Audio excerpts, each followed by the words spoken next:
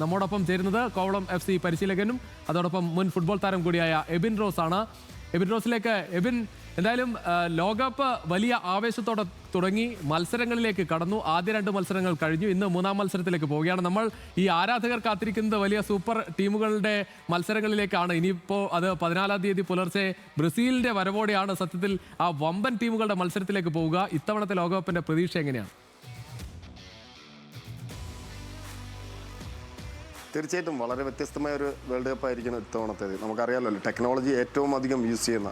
നമുക്ക് റഫറീസിൽ നിന്ന് തന്നെ തുടങ്ങാം. കാരണം ഓരോ കളിക്കാരെ 48 രാജ്യത്തിൻ്റെ കളിക്കാരെ സ്കാൻ ചെയ്ത് അവരുടെ ഡാറ്റ കളക്ട് ചെയ്ത് ആ ഇൻഫർമേഷൻസ് ഒക്കെ ഉൾപ്പെടെ റഫറിമാർക്ക് പ്രൊവൈഡ് ചെയ്തുകൊണ്ട് ഓരോ മത്സരത്തിനും നമുക്കറിയാം ഡിസിഷൻ എടുക്കാൻ വരുന്ന ബുദ്ധിമുട്ടുകൾ. ഓഫ് സൈഡ് ആയിരുന്നാലും ഫൗളായിരുന്നാലും ഒരു കൺഫ്യൂഷൻ ഇനി ഉണ്ടാവില്ല. മാച്ച് വളരെ ഫാസ്റ്റായിട്ടായിരിക്കും നടക്കുക. ആ ഫാസ്റ്റായിട്ടുള്ള മാച്ചസിനിടയ്ക്ക് തന്നെ ഒരു ഇൻറ്ററപ്ഷൻ വരാതെ, ഇൻറ്ററപ്റ്റ് ചെയ്യാതെ കൃത്യമായിട്ട് ഡിസിഷൻ എടുക്കാൻ റഫറി സഹായിക്കാൻ തരത്തിലുള്ള ടെക്നോളജി എന്തായാലും ഇത്തവണത്തെ വേൾഡ് കപ്പിനെ വളരെ ഫാസ്റ്റാക്കും എന്നുള്ളതിൽ ഏതൊരു സംശയമില്ല. അതിനോടൊപ്പം തന്നെ 48 രാജ്യങ്ങൾ, വ്യത്യസ്തമായ സംസ്കാരങ്ങൾ, വ്യത്യസ്തമായ ശൈലിയിൽ കളിക്കുന്ന യൂറോപ്പിലെയും ആഫ്രിക്കയിലെയും ലാറ്റിൻ അമേരിക്കയിലെയും എന്തിന് ഇത്തവണ ഏഷ്യ പോലും വളരെയധികം സാന്നിധ്യം അറിയിക്കുന്ന ഒരു വേൾഡ് കപ്പായിരിക്കും. വളരെ പ്രതീക്ഷയോടാണ് ഞാൻ ഈ വേൾഡ് കപ്പിനെ കാണുന്നത്. അതോടൊപ്പം തന്നെ എബിൻ, ഇപ്പോൾ പരിശീലകൻ എന്ന അർത്ഥത്തിൽ നമ്മൾ കുട്ടികളായ ആളുകളുടെ ആവേശം തൊട്ട് അത് ഒപ്പം കളിപ്പിക്കുന്ന ആളുകളെയൊക്കെ കാണുന്നതാണ്. ഒരുപാട് കുട്ടികൾ ഇത് പതിവില്ലാത്ത വിധം നമ്മൾ മുൻപ് തലമുറകളിൽ നിന്ന് കാണുന്നതിൽ കൂടുതൽ ആളുകൾ കൂടുതലായി ഫുട്ബോൾ കാണുന്നതായി തോന്നുന്നുണ്ടോ? തീർച്ചയായിട്ടും. കാര്യം 48 രാജ്യമാണ്. നമ്മൾ നേരത്തെ എത്ര രാജ്യങ്ങൾ പങ്കെടുക്കുന്നത് നമുക്കറിയാമല്ലോ. അതിൽ നിന്ന് ഇത്രയും അധികം രാജ്യങ്ങൾ വരുമ്പോഴത്തേക്കും കൂടുതൽ വ്യത്യസ്തമായ ശൈലിയിൽ കളിക്കുന്ന, നമുക്കറിയാം ചെറിയ രാജ്യങ്ങൾ പോലും ക്വാളിഫൈ ചെയ്യുന്ന ഒരു വേൾഡ് കപ്പ് നമുക്ക് ഇന്ത്യക്ക് സാധിക്കാത്തത് എങ്ങനെ ആ രാജ്യങ്ങൾക്ക് സാധിച്ചു എന്ന് അറിയുന്നതിനോടൊപ്പം അവരിൽ നിന്ന് എന്തെങ്കിലുമൊക്കെ പഠിക്കാൻ നമുക്ക് സാധിക്കുകയാണെങ്കിൽ അതും പഠിക്കുക എന്ന വ്യക്തമായ ഉദ്ദേശത്തോടു കൂടി തന്നെയാണ് ഇത്തവണത്തെ വേൾഡ് കപ്പ് കാണുന്നത്. കാരണം ISL ഒക്കെ വന്നതിന് ശേഷം ഇന്ത്യൻ ഫുട്ബോളിന് ഒരു ഉണർവ്, അതുമാത്രമല്ല കേരള സൂപ്പർ ലീഗ് കേരള വന്നതിന് ശേഷം കൂടുതൽ കളിക്കാർക്ക്, നമ്മുടെ കേരളത്തിലെ കളിക്കാർക്ക് ഓപ്പർച്യൂണിറ്റി കിട്ടുന്നുണ്ട്.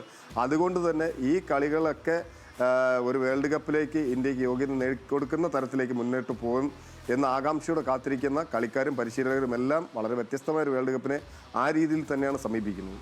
അതോടൊപ്പം നമ്മൾ ഇപ്പോൾ ഈ നാട്ടിൽ കാണുന്ന ഈ ആവേശമുണ്ടല്ലോ, നമ്മൾ കേരളത്തിൽ എല്ലാ കാലത്തും ഈ ഫുട്ബോൾ ആവേശമുണ്ട്, എന്നോ തുടങ്ങിയ സ്നേഹമാണ് ഈ ഫുട്ബോളിനോട് മലയാളികൾക്ക് എന്ന് പറയാം. ഈ ആവേശം സത്യത്തിൽ നമ്മുടെ ഭരണാധികാരികൾ കൂടി കാണണം. കാരണം ഇതിനെ ഏത് തരത്തിൽ നമുക്ക് ഗുണമായി മാറ്റാൻ തക്ക തരത്തിലുള്ള കാര്യങ്ങളിലേക്ക് കൂടി പോകേണ്ടതുണ്ട്. കാരണം ഇന്ത്യ ലോകകപ്പ് കളിക്കാൻ ഏറ്റവും നല്ല ഒരു സാഹചര്യം ഒരുപക്ഷെ ഇത്തവണത്തെ ലോകകപ്പായിരുന്നു. ഈ 48 എന്ന തരത്തിലേക്ക് അത് ഉയർന്നത് വലിയൊരു സാഹചര്യമായിരുന്നു. പക്ഷെ അതൊന്നും ഉപയോഗിക്കാൻ നമ്മുടെ രാജ്യത്തെ ഭരണാധികാരികൾക്ക് കഴിഞ്ഞില്ല. ആ രീതിയിൽ ഫുട്ബോളിനെ ഒരു ആ അർത്ഥത്തിൽ ഒന്ന് കണ്ടറിഞ്ഞ് തുടക്കത്തിൽ തന്നെ അതിലൊരു ഗ്രാസ് റൂട്ട് ഡെവലപ്മെന്റ് ഒന്നും ഉണ്ടാക്കാൻ പോലും പറ്റിയില്ല. സർ, എനിക്ക് വ്യത്യസ്തമായ അഭിപ്രായമാണുള്ളത്. കാരണം എന്ന് പറഞ്ഞാൽ നമ്മുടെ എഡ്യൂക്കേഷൻ സിസ്റ്റമാണ് നമ്മുടെ ഒരു ഡെവലപ്മെൻറ്റ് തരം. നമ്മുടെ ഒളിമ്പിക്സിനായിരുന്നാലും ലോകകപ്പിനായിരുന്നാലും പങ്കെടുക്കുക എന്നതിനപ്പുറം ട്രോഫി നേടുക, അല്ലെങ്കിൽ അതിൽ നമ്മൾ യോഗ്യത നേടുക, പോഡിയത്തിൽ നിൽക്കുക, മെഡലുകൾ വാങ്ങിക്കുക എന്നതിനപ്പുറം വെറുതെ ഒരു ഫോർമാലിറ്റിക്ക് ആണ് ഗെയിമുകളെ നമ്മൾ സമീപിക്കുന്നത്. നമുക്കറിയാം, ലോകകപ്പ് ആയിരുന്നാലും ഫുട്ബോൾ ആയിരുന്നാലും ഒളിമ്പിക്സ് ആയിരുന്നാലും നമുക്ക് എവിടെയാണ് അതിൻ്റെ സ്ഥാനമെന്ന് നമുക്ക് മനസ്സിലാക്കി അറിയാം.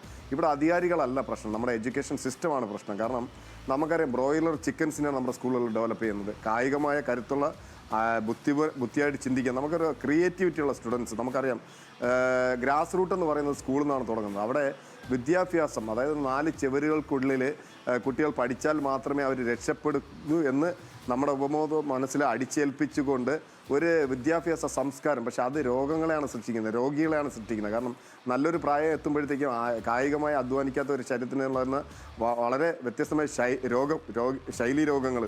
നമുക്കറിയാം, ഈ രോഗങ്ങൾ മാത്രമാണ് ഇന്നത്തെ വിദ്യാഭ്യാസം നമുക്ക് നൽകുന്നത്. ആരോഗ്യമുള്ള ഒരു സംസ്കാരത്തെ അല്ലെങ്കിൽ ഒരു സമൂഹത്തെ അല്ലെങ്കിൽ യുവാക്കളെ സൃഷ്ടിക്കാൻ വിദ്യാഭ്യാസ സ്ഥാപനങ്ങളിൽ സാധിക്കാത്തിടത്തോളം കാലം തീർച്ചയായിട്ടും അവിടെ നിയമങ്ങൾ കൊണ്ടുവരേണ്ടതും നമുക്ക് എപ്പോഴും അറിയാം. കായിക വിദ്യാഭ്യാസം പാഠ്യപദ്ധതിയുടെ ഭാഗമാക്കും എന്ന് പറയുന്നതിനപ്പുറം വെറും ഡയലോഗുകൾക്കപ്പുറം ഒന്നും നടക്കാറില്ല. രണ്ടാമത്തത്, നമ്മൾ ഈ വേൾഡ് കപ്പ് വരുമ്പോൾ മാത്രം പൊട്ടിമുളയ്ക്കുന്ന കുറച്ച് ആരാധകരും കുറേ ഫാഷൻ ഷോയും ചാനലുകളിലും മാധ്യമങ്ങളിലും വന്നിട്ട് സംസാരിക്കുന്നതിനോടൊപ്പം തന്നെ കുറേ ഫ്ലാഗുകളും കുറേ ഫ്ലെക്സുകളും വെച്ച് ആഘോഷിക്കുന്നതിനപ്പുറം ഇതിലെത്ര പേരാണ് കളിക്കായിട്ട് ഒരു ഫിനാൻസ് ഇൻവെസ്റ്റ് ചെയ്യുന്നത്? സാമ്പത്തികം വളരെ ഇമ്പോർട്ടൻ്റ് ആണ്.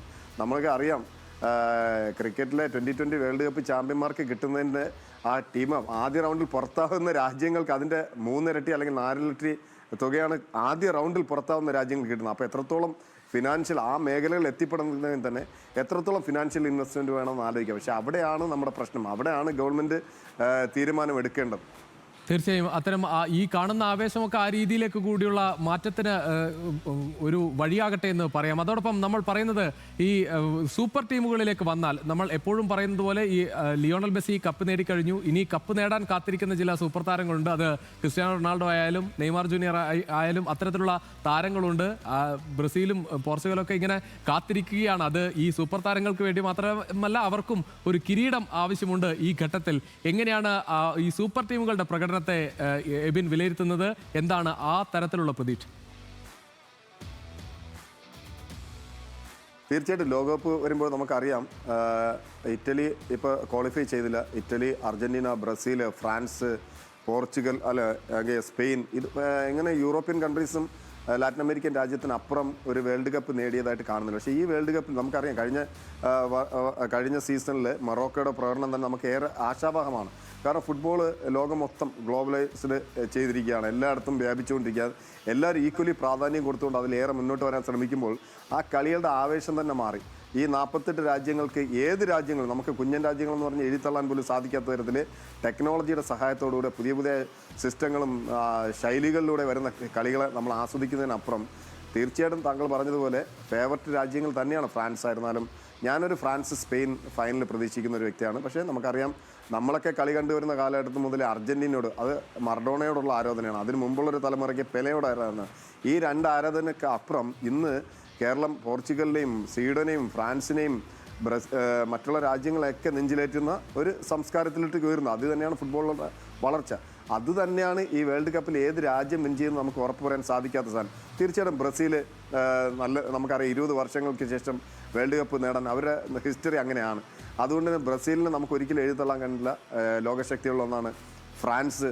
ഏറ്റവും അധികം താരനിരകളും ഏറ്റവും കായിക ശേഷിയുള്ള വളരെ അതായത് ഒരു പെർഫെക്റ്റ് ടീം എന്ന് പറയുന്നത് ദശാമിനെ പോലെ ഒരു പരിശീലകനും. അതിനപ്പുറം അർജന്റീനയ്ക്ക് നമുക്ക് വേൾഡ് കപ്പ് നിലനിർത്തുക എന്നത് വലിയൊരു നേട്ടമാണ്. ആ നേട്ടത്തിലേക്ക് പോകാനുള്ള താരനിര അവർക്കുണ്ട്.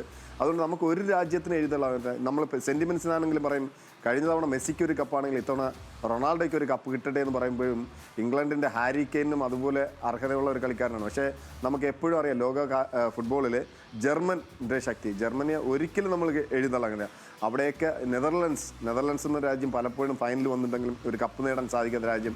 അതുകൊണ്ട് നെതർലൻഡ്സിനെയും പോർച്ചുഗലിനെയും പോലുള്ള രാജ്യങ്ങൾ കപ്പ് നേടിയാൽ പോലും അത്ഭുതപ്പെടാനില്ല. ഫ്രാൻസ്, സ്പെയിൻ ഇതാണ് ഞാൻ എക്സ്പെക്റ്റ് ചെയ്യുന്നെങ്കിലും ഇംഗ്ലണ്ടിനെയും അർജന്റീനയും ജർമ്മനിയെയും ഒക്കെ നമുക്കൊരിക്കലും എഴുതള്ളാൻ കഴിയില്ല.